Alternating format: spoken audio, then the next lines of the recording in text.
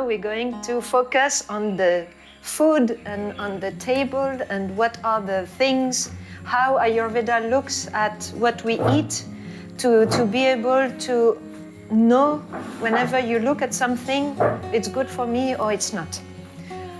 The first step, it's always the body knows exactly what it needs, what it wants. And if we have this tuning with our intuition and the communication with the tongue and the stomach, it's clear, proper, and without judgment or without preconceived ideas, then you would eat basically exactly when you need, what you need, and with the amount and quality you need or your body requires. So all this part now, it's also for you to be able to develop your capacities to understand this intuition, because you know sometimes your body says that you are craving for something, and shall I give it, shall I not? You don't know. Ayurveda, it's fantastic because it's not something that needs to have possibilities or capacities to understand. The body it's like a mechanic, it works it's kind of very easy to see all these movements. And so the more we look into all the different aspects of everything that's going to touch this being through the senses, especially because the senses are the ones that collect all the information and then proceed it and give a response. So by seeing every single sense, what it produces in your mind, and then it reflects in your body, having this knowledge of traditional medicine, Chinese medicine, Tibetan medicine, Siddha, Ayurveda, they are the medicine that really help you to understand all this field. This Shad Rasa, it's the concept of nutrition in Ayurveda. An Ayurvedic dietitian or nutritionist will be someone that has studied the food, but the food linked to a being. It's not like the modern nutrition that study the properties or the qualities of the ingredients, of the fruits, of the vegetables, cereals, and grains and all, and then list all the properties and the calories and the vitamins, minerals, and then eat, it's good for you. No. The concept of Shad Rasa in Ayurveda, the concept of nutrition in Ayurveda, it's always going back to the body. So we can have a whole full table of delicious things, but you are Vata, you are Pitta, you are Kapha, you're not going to eat the same things, because all these products, no matter how good they are, in your body, it can be poison. So how to discriminate what is good, what is not good, this Shad Rasa can help you understand better. And then you go to the shop, you go to the supermarket, whatever, then you know exactly what to choose. Oh, they say lemon, it's good for me. Shall I drink lemon juice every day or not? When you study a little bit more, you understand this concept, then you don't ask the question anymore. You try, you observe, it feels good, I can do. If it doesn't feel good, then you don't do. Or by nature, you know that lemon is not good for you. In Ayurveda, there are 6 tastes that we're going to look from the heaviest to the lightest. So when we say heaviest, it's because it's the one that needs most energy to digest. So the sweet taste needs lots of enzymes coming from the liver or from the gallbladder or from the pancreas to be digested in a good way and also in a good timing. So sweet is the heaviest. Then we have the sour taste that comes second heaviest. The sour taste will be, we will see also each characteristics, each taste, the effect it has directly on the senses and directly on the body. So the sour taste is also considered as heavy, but not as heavy as sweet, It's because it can create whenever we take lemon or mandarin or orange, now we can experience it, we can see it. It might give a little bit of phlegm in the throat or some kind of mucus or something. So the sour taste in the body has this capacity to develop more water. Your bad taste are going to be probably more watery. When you take some lemon, you will feel probably more juice in your... So having more water to digest, then also it makes the product a little bit heavier to digest compared to something that is dry. Then we have salt. Salt also, when it's taken internally, will have the same property to make the secretion of water more consequent inside. So the salt is also one of the property heaviest. So sweet, sour, salt. And then comes the lightest, the lighter taste. So we have pungent. Pungent is spicy. And when we understand pungent, we understand the wet spices, like the fresh herbs, fresh aromatic herbs, and also the dry spices, the dry powder. So pungent is also it's light to digest because it will be the one that stimulates your fire to digest everything. So it is one that will always help your digestion. So helping your digestion, then that means it creates a kind of lightness in the digestion. Then we have the bitter taste, and bitter taste can be also quite light to digest, and just by the taste of it, it's never something you're going to take in a big quantity. Your body will come to a point to say like enough spinach or enough salad or something. Like your body doesn't crave for bitter. So also it doesn't create so much heaviness, but it's also because of the elements that compose the bitter taste are always elements that give some kind of lightness in the body after the digestion. And finally, astringent. Astringent can be, it's considered as the sixth taste in Ayurveda, which is the lightest, but compared to the others that are all nourishing for the body, this one, astringent, is not nourishing. It will be the one that cuts, that absorbs, or that reduces. So we see it as a taste, because it has a taste when it touches your tongue, but it's never something that will nourish your body. Astringent is dry by nature. It's whenever you eat it or you take something that is mostly astringent, you will have all of a sudden. So you never have the feeling of being well nourished by that. What are some of the things that are astringent? Like that? Pomegranate and fennel seeds. That's why we take them at the end of the meal. It cuts the saliva, so you don't want to eat anymore. Puffed rice, popcorn, if you don't put ghee or salt. It's still sweet because the corn itself is sweet. Same as pomegranate. They all have like many tastes, but the first one that is dominant will give the characteristics of the product that when it goes through the digestion, it will give you the property of the first dominant taste. So if we look at here, it's just to go in details why we are using those different tastes and why sweet taste is heavier. Because when we look at all the elements that compose the sweet taste, the two dominant elements, it's earth and water, and they're the heaviest elements that exist. So that's why they will make the food heavier to digest. If we look at the food we eat in general, most of the food is sweet by nature. Even bitter gourd, there will be a little bit of sweetness in it. Otherwise, it's not something we would eat. That's why we are not like animals, like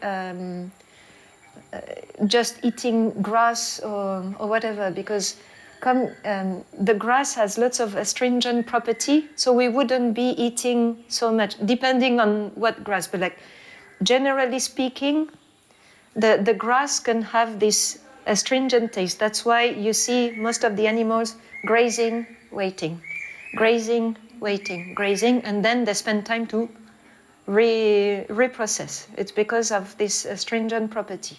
Whereas for us human, to be able also to have the saliva that keeps on producing while we are eating, the sweet taste is there to be able to first start the digestion with the saliva.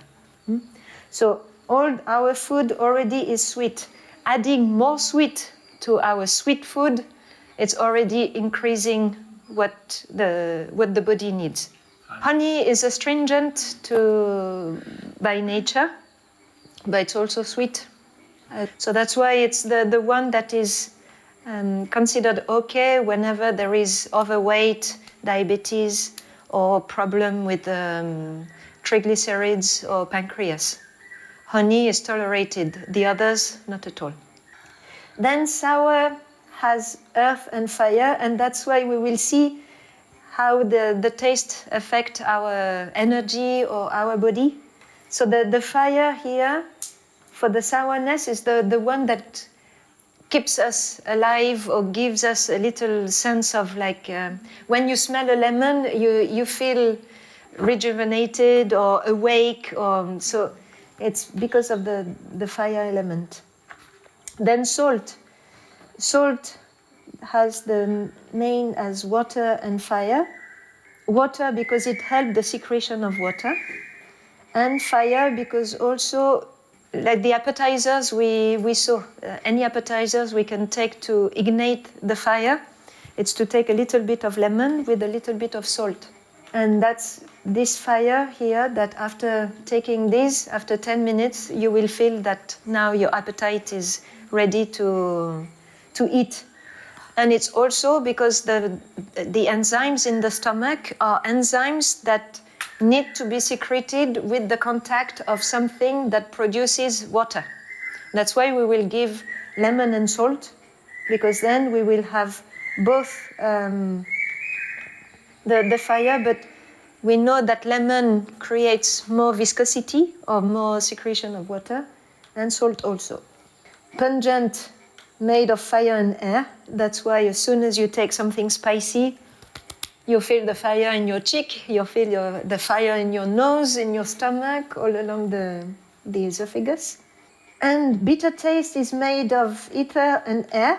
It's not a taste that you will feel nourished with it, with all these nutrition or diet philosophies where you eat only raw food, you eat only fruits, you eat veg food, or you eat only meat. In the long run, those that are with raw food or with fruits, but fruits will be here sweet, so it's kind of nourishing. But those that decide to go only with greens would be interesting to see in the long run how it affects the body, because bitter, like just greens, it's not enough to nourish a body. And then astringent, the one that dries tannin. So that would be the one that absorbs the excess of moisture inside your body. Now your tongue. Have you ever seen your tongue like that? Never. Never? If we pay attention, we can see that our taste buds are equally distributed all along the tongue, mostly at the back. And each part of the tongue relates to a taste. So the bad taste here, in this corner, will have more capacity to taste the salty taste. Whenever you took lemon, I'm sure you could feel it here, the lemon. It gives you a sensation here in your... So it's because it's touching the sour taste. Sweet taste is at the tip. Whenever we try something, if we like it, if the tip of the tongue says, yes, you can eat, it's sufficiently sweet for the body to be taken. So now, these tastes, they all have a direct impact on our doshas. So if we look at this, Vata by nature, it's light, dry, rough, looking malnourished, very thin, difficult to put on weight, all this. So the best food for them, it's something that will increase the weight, that will give some kind of oiliness, that will give some nourishment to the tissues and all. So the three tastes that has this heavy property, of course, will reduce Vata and make it a little bit more bulky, hopefully, or be able to keep the weight. So sweet, sour, salty, for the Vata, it will always decrease Vata. The Vata people will always be naturally attracted by all these tastes. Vata will have some kind of aversion to bitter and especially astringent. Astringent is dry by nature, so Vata is already without moisture. Bitter, they might like the bitter because it's not nourishing enough, so it gives lightness, so they feel they want to eat a lot because they won't feel heavy. But in terms of metabolism and how it's going to nourish all the bones and all, in the long term, it won't be good. Pungent is considered, it's in between. The Vata characteristic being cold, they need to stimulate the digestive power, they need to increase, they want to have some heat or warmth in their body. So the spices are good for Vata, but in a certain limit, not too much. And for example, for them, anything that is chili, red chili, green chili, chili powder, and all for the Vata, it's not good because it will create more dryness. So pungent can increase Vata in the sense of increasing the body heat, increasing the capacity to digest and to metabolize, but we are not going to give the dry spices that can create too much fire. And then the other easy to spot will be with the Kapha. So Kapha increases with all the heavy taste and decrease with the others. All this will make Kapha becoming bigger, stronger, fatter. Here, they will keep their nice V shape, strong. They will have a good digestion. The metabolism will improve, will increase with the pungent taste. So then that means they are capable of digesting better. The bitter taste will also help the liver to digest all the food. So the more they eat bitter, also for them it's good, and it creates some kind of lightness in the stomach. And then astringent is perfect because Kapha having the water element, one of the dominant elements, then it can also help to... The Kapha people always feel puffy or they have water retention, they feel they have lots of saliva, the eyes also, the eyelids can be quite heavy in the morning, and also that's why astringent will be good. And then Pitta, it's in between. Pitta is the one that maybe we need to memorize a little bit more, because Pitta is your intelligence, your cleverness, and your capacity to grasp. So that will be easy to memorize. Pitta is good with sweet. So it reduces Pitta, it feels good for Pitta, but this one aggravates. Aggravate. Here we can put a little like that. Any fresh herbs, fresh aromatic herbs are good.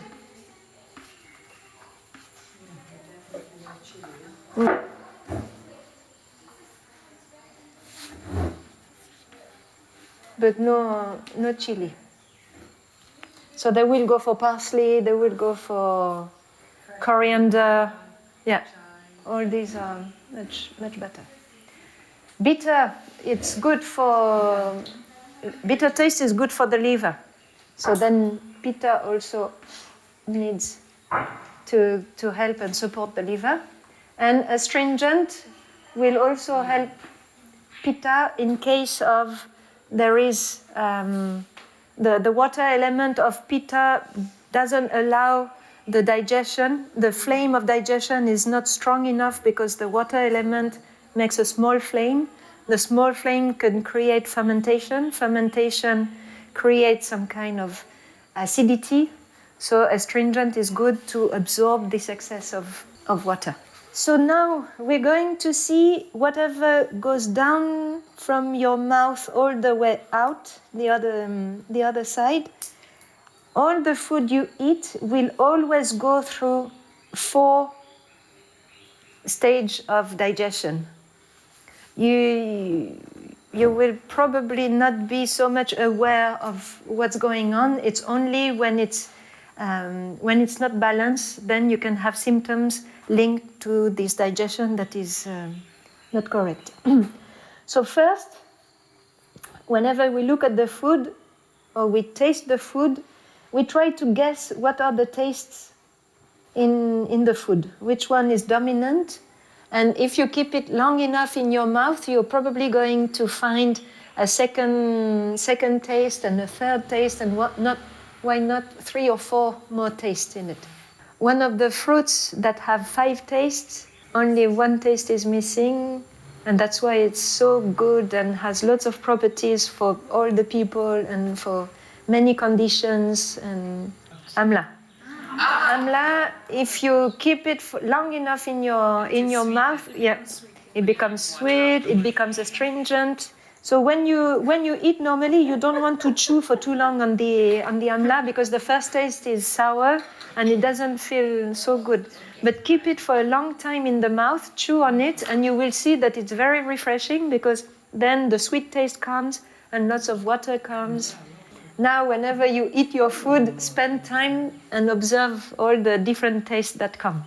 Every single taste, they have gunas, they have qualities. We're going to see in the next slide all the 20 qualities that are correspondent to the elements of each, and that will give you also the effect after the digestion, what it will do on your body. So the gunas, the qualities will be telling you if this food is heavy, this food is light, this food is oily, this food is dry. Now it comes to the duodenum and going into the small intestine, and now starts the digestion of all this food. Coming out of the digestion, we will have a chyle, which is liquid form. This liquid also has a special taste after the digestion. It's probably not the same as the one that it started with. Every taste changes when it goes through the digestion. So that's why many things have different properties in the body. And that's what we call virya, the potency, the capacity of your body of taking it as a heating or stimulating agent or a cooling and calming agent. So for example, in the summer, we're going to choose all the plants that after the digestion gives a calming and cooling effect. So when we think of that according to the season, what we want to give to the body, it's this virya that we are going to look at, the potency. What is the effect post-digestion?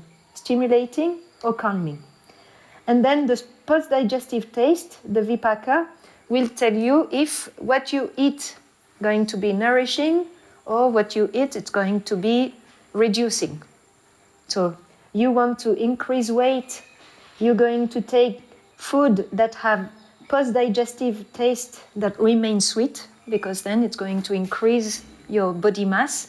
But if you want to reduce weight or if you want to lose weight, you're going to use the vipaka or the post-digestive taste or the food that after the digestion remain either dry or astringent or bitter. Whatever you're going to eat, the first taste in your mouth is sweet. The sweet taste remains sweet after the digestion, no matter in which contact it becomes with the juices. the product that comes out of the digestion, the chyle, will be sweet by nature. So that will be the one that increase kapha, that increase the body mass, that increase the fatty tissues, anything that is similar to the kapha will be increased. So oily, sticky, slimy, heavy, cold will also be the properties that the sweet taste gives to the body. That's why it's highly nourishing. Then the sour taste remains sour after the digestion. So that's why for the Pitta people, it's not such a good thing to eat sour because it's acidic or it's sour all along the digestion. They already have the intestine that can be too sour or with the pH a little bit too acidic. Then the sour taste will remain sour. So definitely the next day, the poop will be smelly, the sweat will be smelly. So sweet remains sweet, highly nourishing. Sour remains sour, so that's the one also that can increase the tissues because of the water element. So there it will give more tissues that look like more with water.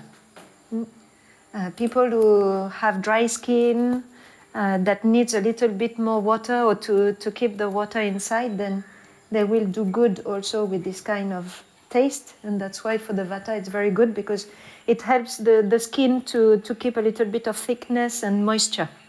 And then all the others, after the digestion, so the salty, bitter and astringent, they will become pungent. So the taste that comes out of this chyle will be more spicy. And the spices, it's always to stimulate the capacity to absorb the metabolism. Salt is to give good taste also to the food, so we can have a certain quantity.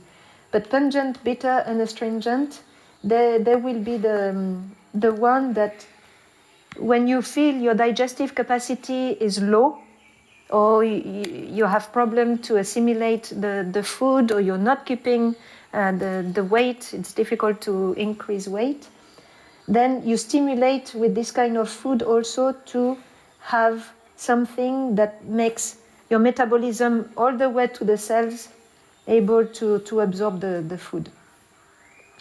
Astringent, we keep it not as the nourishing one, huh? We just keep it as the absorbing one. So the 20 qualities we're going to look at, there are families, the 10 of them, and with their opposite. So all the food you're going to look at and you're going to experience and you're going to taste and you're going to love or dislike is all linked to these qualities. Could be the color also. The color is not put here, but if you don't like something, it's probably because one of the characteristics doesn't appeal to you. So the 20 qualities is heavy and light. Are you more inclined to eat heavy food or do you prefer light? Here we will have Pitta and Kapha enjoying heavy food and Vata enjoying light, spontaneously, naturally, not when you're sick or whatever. But Vata people will go naturally for light. Then we have slow, dull, or quick and sharp. Here it's for the heavy food that will take lots of time to be digested, like red meat. One of the property is to be slow. It takes a long time to be digested. And quick will be puffed rice, for example. You eat it, and then few minutes later you can feel hungry. It's not nourishing enough. Cold and hot. Do you prefer something coming from the fridge or room temperature or from the freezer, or do you prefer something that is cooked, warm? Kapha will like hot, but will like also the ice cream. Unctuous and dry. So unctuous would be like ladies' fingers or risotto, or when you cook lots of vegetables together. It's with the gravy. it's good, yeah, good for Vata. And dry would be good for Kapha. So that's, for example, puffed rice, anything that dries your mouth when you eat. Pitta will probably go mostly to those ones that are heavy, just to give a sensation of satiation. Then we have smooth and rough. Smooth would be like the skin of peach, the skin of like something a little bit velvety, and rough will be like the bitter gourd.